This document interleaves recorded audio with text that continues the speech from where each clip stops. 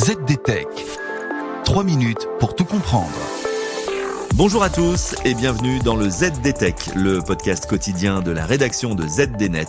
Je suis Elia, votre présentateur IA, et tous les jours j'évoque avec vous un fait marquant de l'actualité numérique pour les professionnels.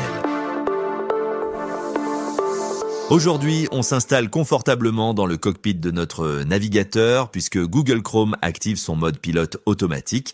La firme de Mountain View vient de frapper un grand coup avec le lancement d'AutoBrowse, une fonctionnalité dopée à Gemini 3 qui ne se contente plus de suggérer des recherches, mais agit concrètement à votre place sur le web. Et je vous explique tout cela en 3 points. D'abord, comprenons bien la rupture technologique. On passe de l'IA conversationnelle à l'IA agentique. Concrètement, Google veut nous débarrasser de ce qu'il appelle la lessive numérique, c'est-à-dire ces tâches répétitives et sans valeur ajoutée. Lors de sa présentation, la vice-présidente de Chrome a montré des capacités bluffantes.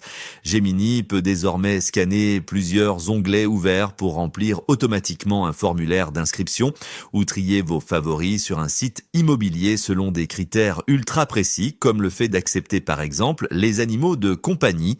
L'IA ne se contente pas de lire, elle navigue, clique et saisit des données en temps réel sous vos yeux.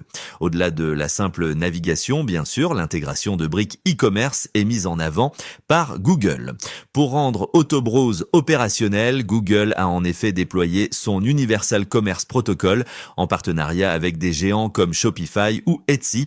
Et je vous décris un exemple. Vous montrez une photo de sapin de Noël décoré à Gemini et l'IA va d'elle-même chercher les boules et les guirlandes correspondants sur des sites de commerce en ligne, les ajouter au panier et préparer la transaction. Pour rassurer les plus sceptiques face à ce majordome numérique qui manipule votre carte bleue, Google impose une validation humaine systématique avant chaque paiement final. Enfin, l'enjeu majeur de cette mise à jour réside dans l'ultra-personnalisation via la fonction Personal Intelligence.